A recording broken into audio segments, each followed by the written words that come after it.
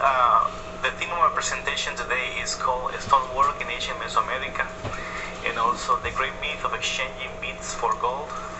And very often we read Bernardo del Castillo and some of the readings and some of the accounts across Mesoamerica. We find usually the cronistas describing the Indians as stupid for exchanging beads and mirrors for gold, and that's a myth that has prevailed until today. And with this presentation, what I'm trying to do is I would like to illustrate the significance of stonework in the Mesoamerican cosmovision and mentality. I brought this with me today, and it's something I made myself with elements that will probably have been found in Mesoamerica. You can see the jade, hemp, which is usually strings made out of fiber. Any kind of fiber that you find around, you can kind of beat it and make it into a string. The word canvas, cannabis, come from this word. And the way to sharpen this is by taking the stone targeted, put some water through it, and you start rubbing it against each other, and that's why you're gonna get it so sharp like this that you can actually cut a limb or something with it. So I just pass this around. The feathers are, as you're gonna see in the illustration, part of the trade, because you can see some guacamayo feathers there, red and green. The two pheasants feathers, I'm not certain whether pheasants were available in America or not, but some accounts said they were, others I don't have the records or the way to prove whether they were present or not. And I would like to show these two stones, one in the process of being polished, rough stone here, and one already polished. So you guys want to see it around? Okay, when we see everything in the Maya culture, in the Aztec culture, we notice a common theme around, is that stone is everything. All the temples, most of the sculptures, many of the writing system of the Aztec, many of the monuments left behind are in stone.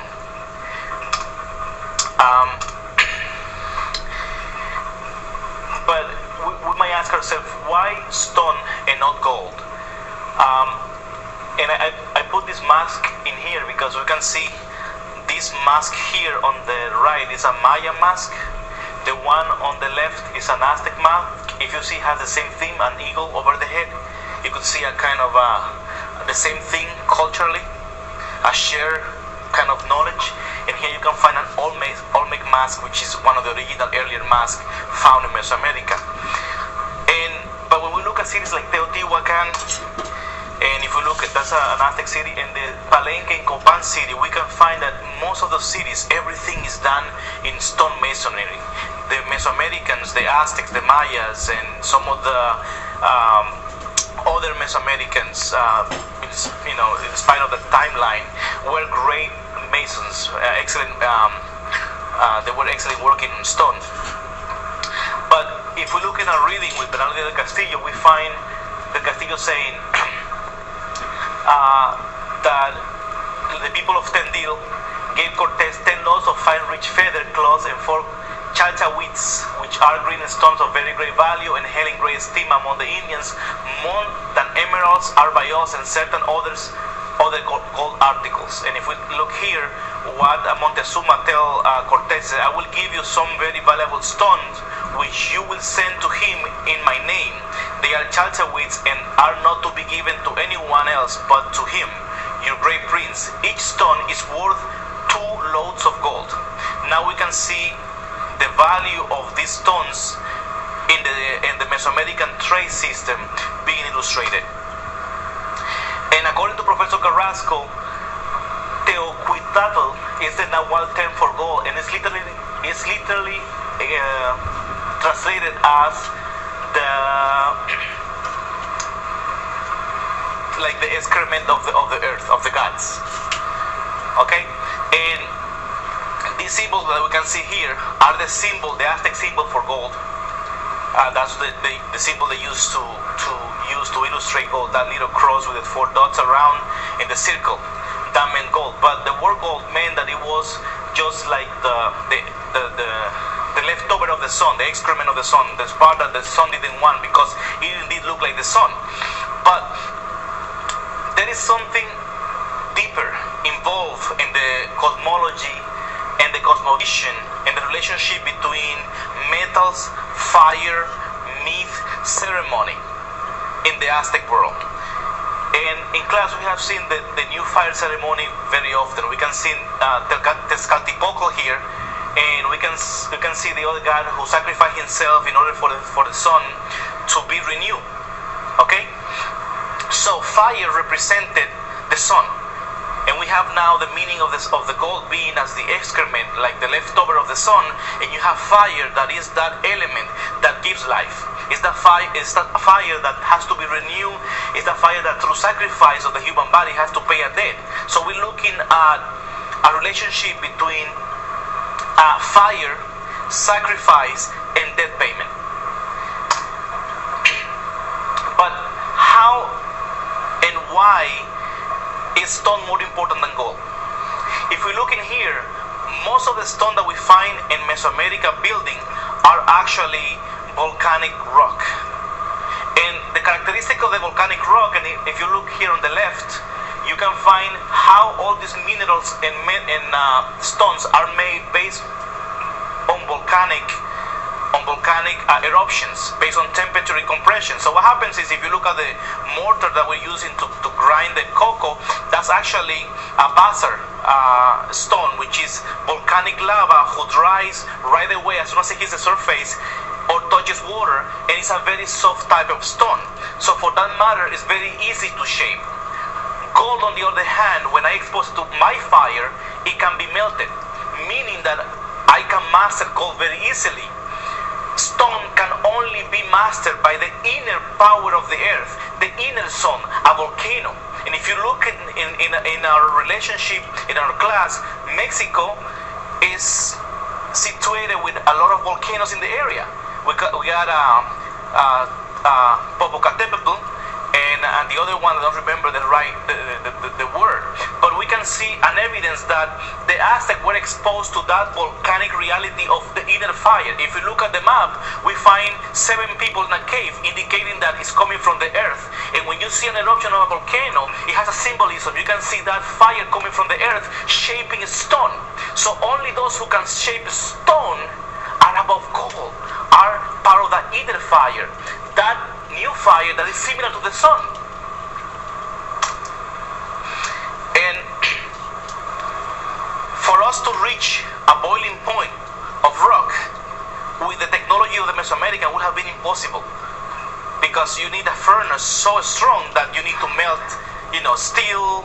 Nowadays we can do it. Back then it would have been impossible. With gold it was easy. All you gotta do is put a fire, melt the gold, take a clay, took the shape, pour it, shape it, polish it, you're done. You got gold. That's it.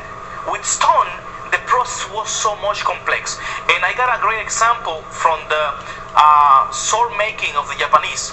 The tradition was passed along based on what? On a ritual. There was a ritual involved.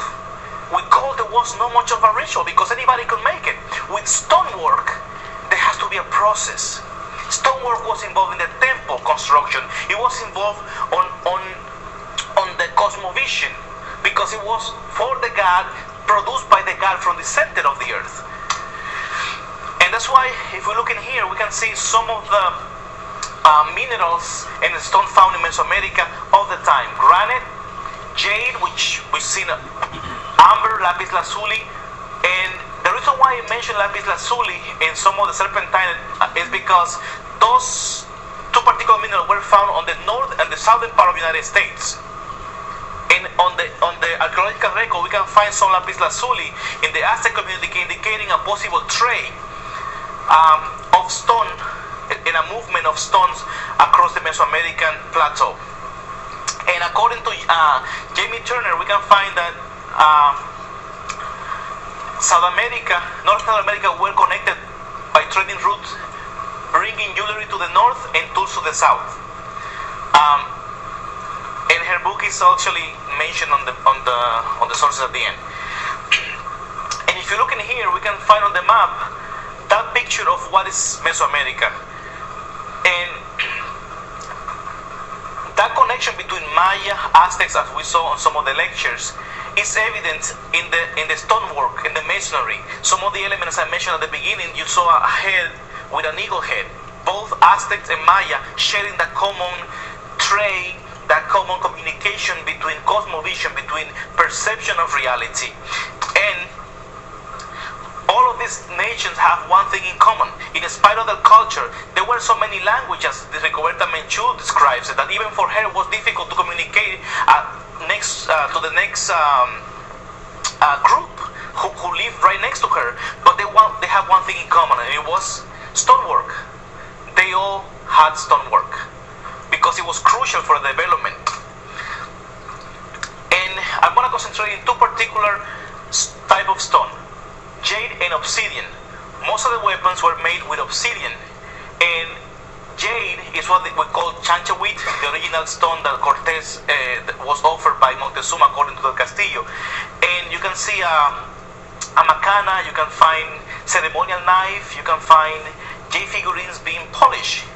And one thing I noticed is that jade was the excellent stone of the Mayas. Meanwhile, the Aztecs, actually, because they were more bellic, I don't know if it's an English word or not, but more bellicose.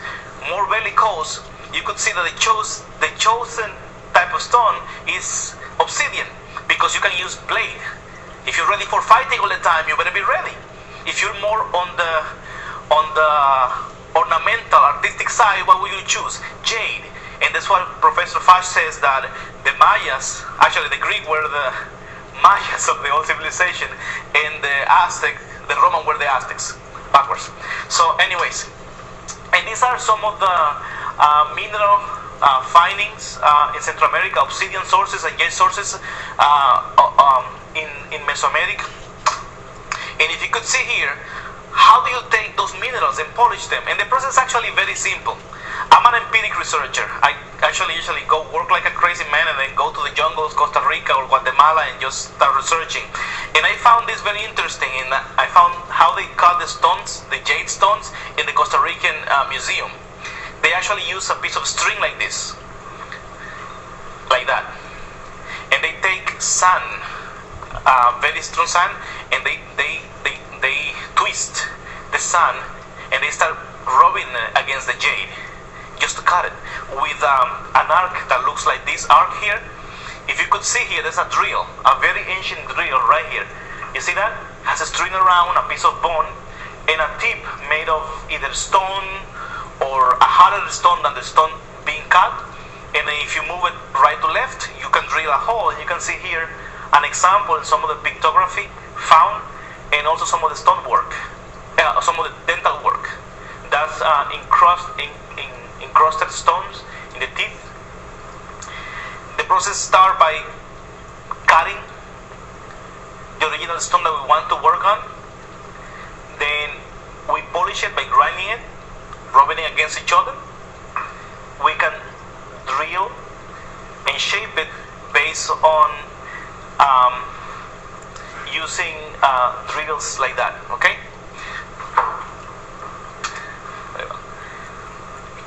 And if we look here, in the trading system, stones were crucial because many of I don't know if you guys are familiar with the word Oregon, the state. That means big ear. It's because many of the Native Americans used to have a big piece of either metal or in the earlobes. They used to pierce the earlobes, used to make it look really good. So when the Spanish sees them, they call them Oregones, means big ear. But some of these objects here were objects of trade: knives, basins, quetzal feathers, earlobe pieces, and some of the Maya hats. But what did they trade it? And that's why I pass along that. It's because we have here the hemp, which comes from the marijuana plant. We got yuca or manioc. If you look in here, I have somebody drinking it. Actually, in Dominican Republic, in many parts of the Caribbean, that is still alive. If you grind manioc and you add either honey or sugar with the pulp in it, it's a very good breakfast. However, if you take a piece of clothing and sew the manioc, you only get the water and you boil it, and you take sand, it turns into a very, very strong adhesive. Very strong, to the point it's like it's super glue. All you gotta do is dry manioc, take the water, squeeze it out, boil it in the starch. When it dries with sand, it turns into a very strong adhesive, and that's why some of the Native Americans knew that and they used that. We can see the cocoa, we already talked about that earlier, I won't even go there, and vanilla, which were trading, and I mentioned that the lapis lazuli that came from the north, but, sorry.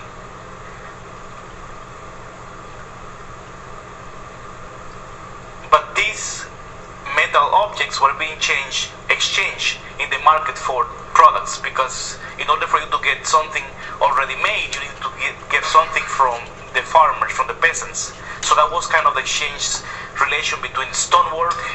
That's why when the Spaniards arrive, they show up with feathers, they show up with hemp, they show up with ropes, they show up with clothing, because that's what they manufacture goods.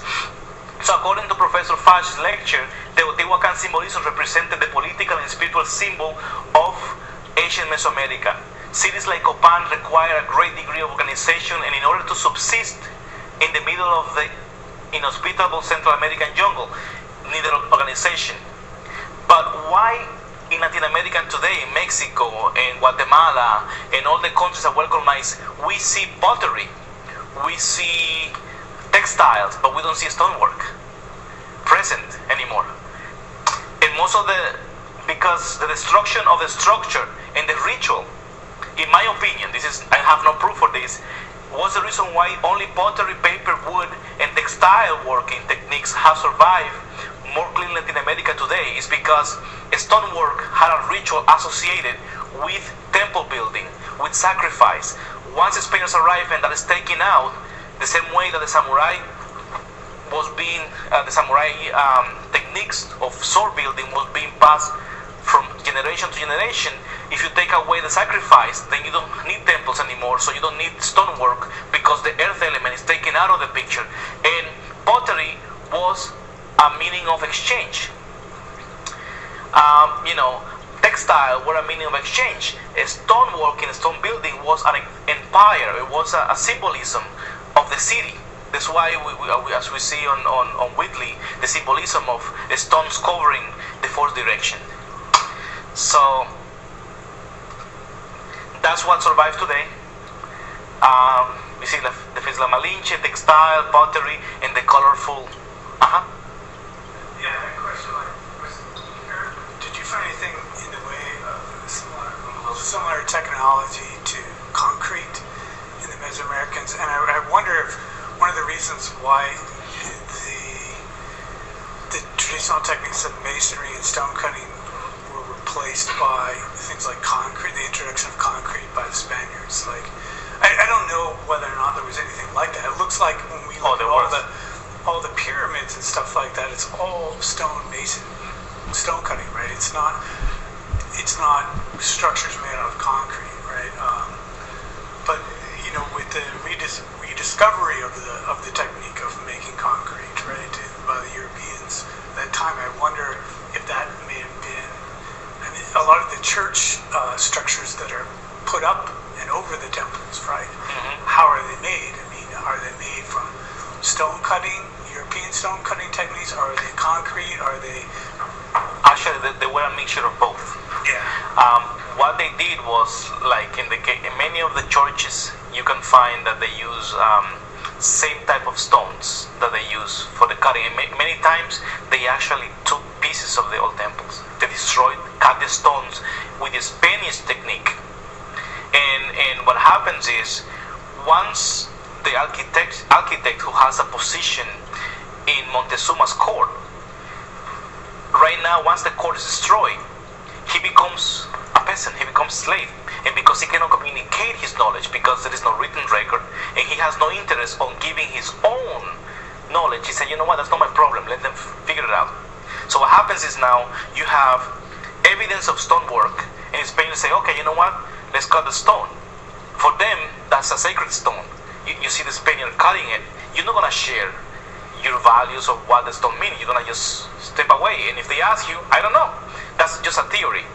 But many of the churches today Like in the case of the Inca Empire in Huaca del Sol, they actually built the city of Catalonia Santo Domingo on top with stones from the old temple, just cut in the Spaniard shape.